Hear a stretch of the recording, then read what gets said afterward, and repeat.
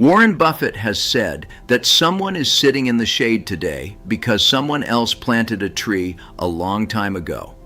And it took a phone call from a hospital at 2 in the morning to make me understand that the tree I had never planted was the one that was supposed to protect my family when I could no longer protect them myself.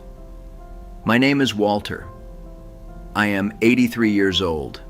And the 4 documents my lawyer had been asking me to sign for years were still unsigned on the night my heart decided it had been working hard enough and needed to stop for a moment and remind me who was actually in charge. I spent 37 years as a commercial electrician in Ohio. I started as an apprentice at 19 and retired as a master electrician and small business owner at 66. I was a practical man in every sense of the word, a man who understood that a job done correctly the first time did not need to be done again, that the right tool used properly was worth more than 3 wrong tools used carelessly, and that the time you spent preparing before you began a job was never wasted. I ran my business on those principles for over 2 decades. I raised 3 children on them, and I spent 17 years in retirement telling my lawyer, Robert, that I would get to the estate planning documents when things settled down, which is what a practical man apparently tells himself when the task in front of him requires him to think about his own death in a direct and administrative way. Robert had been my attorney for 22 years. He was not an alarmist, and he was not a salesman, and he did not use dramatic language about urgency or windows closing. He simply mentioned at every meeting we had for the better part of a decade that there were 4 documents I needed to have in place, that none of them would take more than an afternoon to complete, and that the cost of not having them would fall not on me but on the people I loved most when they were least equipped to manage it. I heard him every time. I agreed with him every time, and I scheduled the appointment and rescheduled it and told myself the situation was not urgent because I was in reasonable health and I had time. I did not have as much time as I thought I had. In November of my 81st year, I had a cardiac event significant enough to require emergency hospitalization and a procedure the following morning. I was admitted alone because my wife Ruth had driven me to the emergency room and then been told by a nurse that visiting hours were over and that she should go home and come back in the morning. She sat in the parking lot for 2 hours before she drove home. She did not know who to call at the hospital to ask about my condition. She did not know the name of my cardiologist because I had seen him twice and she had not been at either appointment. She did not know which medications I was taking at what dosages because I managed my own prescriptions and had never written them down anywhere she could find.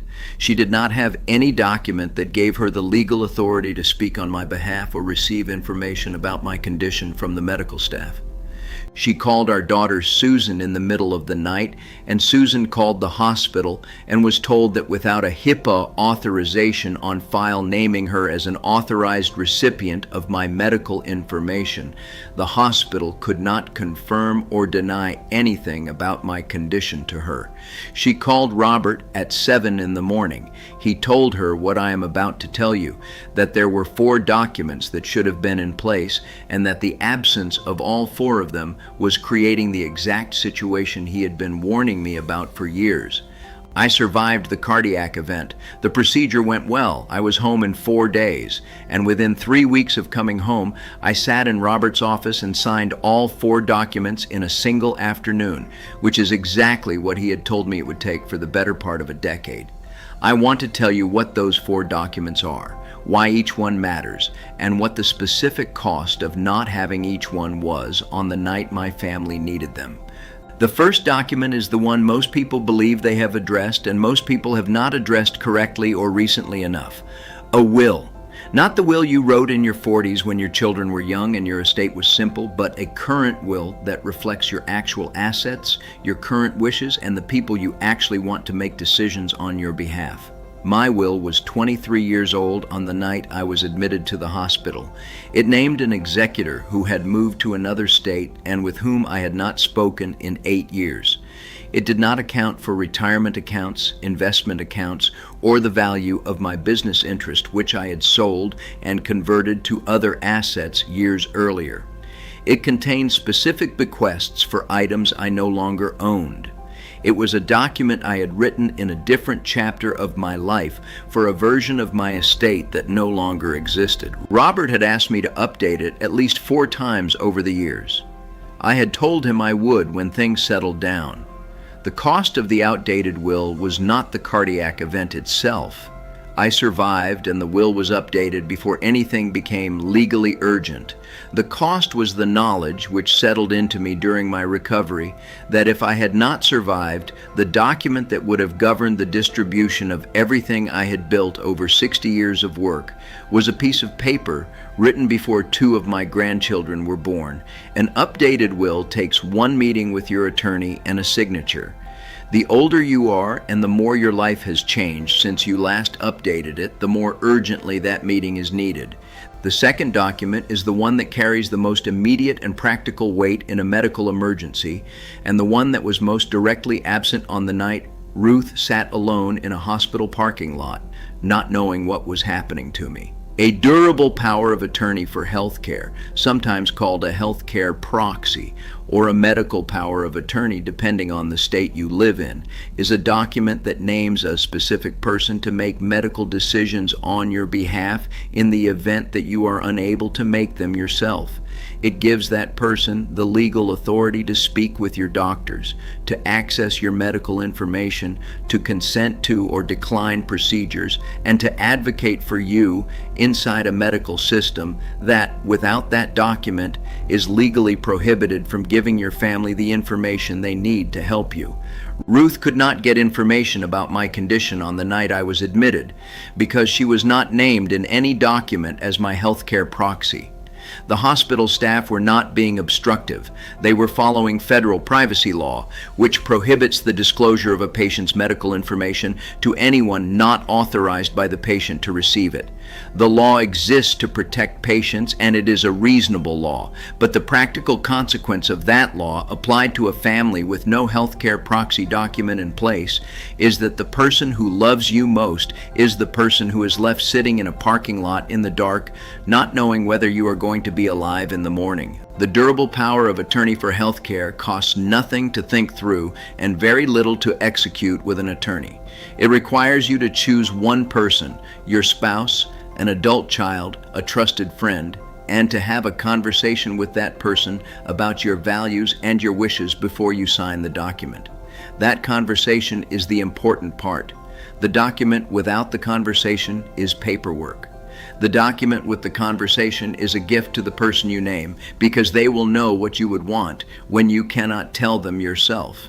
The third document is the one that addresses the question the healthcare proxy cannot answer. Not who speaks for you, but what they should say. A healthcare directive, also called an advance directive or a living will, depending on your state, is a document in which you state your own wishes about the medical care you want and do not want in specific circumstances. If you are in a persistent vegetative state, if you are terminally ill with no reasonable expectation of recovery, if you are being sustained by mechanical means with no prospect of meaningful return to consciousness. These are not hypothetical scenarios for a man of 83. They are the scenarios that hospitals and families navigate every day, and the families that navigate them without a directive from the patient are forced to make the most difficult decisions of their lives, without any guidance from the one person whose wishes matter most. I had never written a healthcare directive because writing one required me to think carefully and specifically about the circumstances in which I would want my life to end naturally rather than be prolonged medically, and that thinking was uncomfortable enough that I'd always found a reason to postpone it. What I understood after my cardiac event was that my discomfort with the thinking was not a good enough reason to leave my children without guidance in a situation where the weight of that decision would fall entirely on them. The healthcare directive I signed in Robert's office took 40 minutes to discuss and 10 minutes to execute.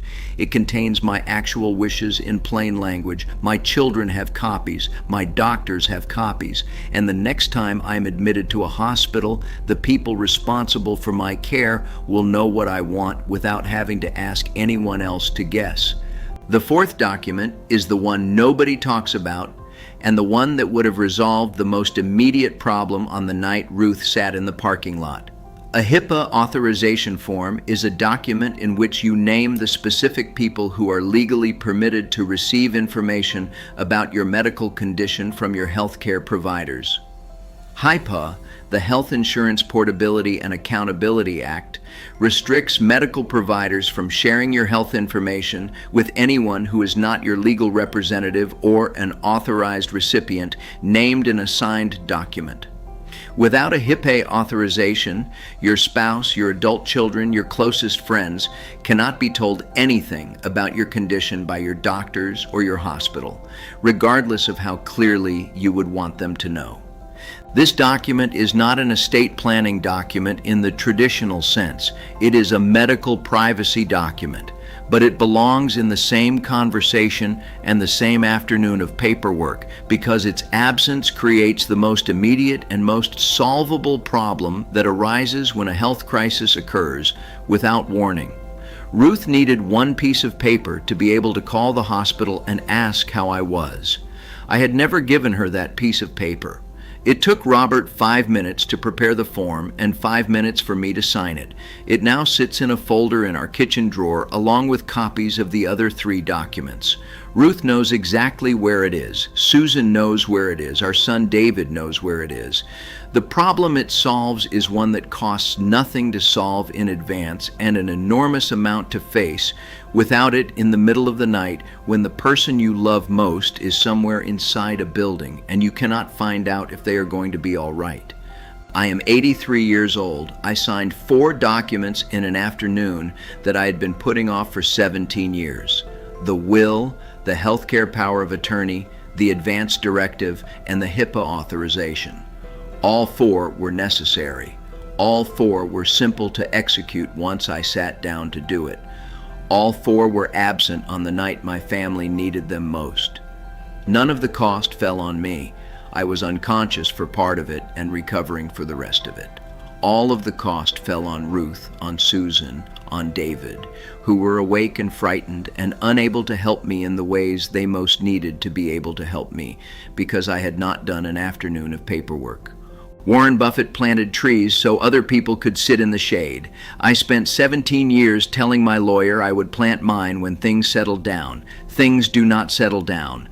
The health crisis does not schedule itself around your available afternoons. The documents your family needs exist only if you create them, and they need to exist before the moment arrives, not after it. If you do not have all 4 of these documents in place and in the hands of the people who need them, the most useful thing you can do after you finish watching this is call your attorney and schedule the afternoon. It will take less time than you think. It will matter more than you can imagine. And the people who love you will not have to sit in a parking lot in the dark wondering whether you understood how much they needed you to do this one simple thing before it was too late.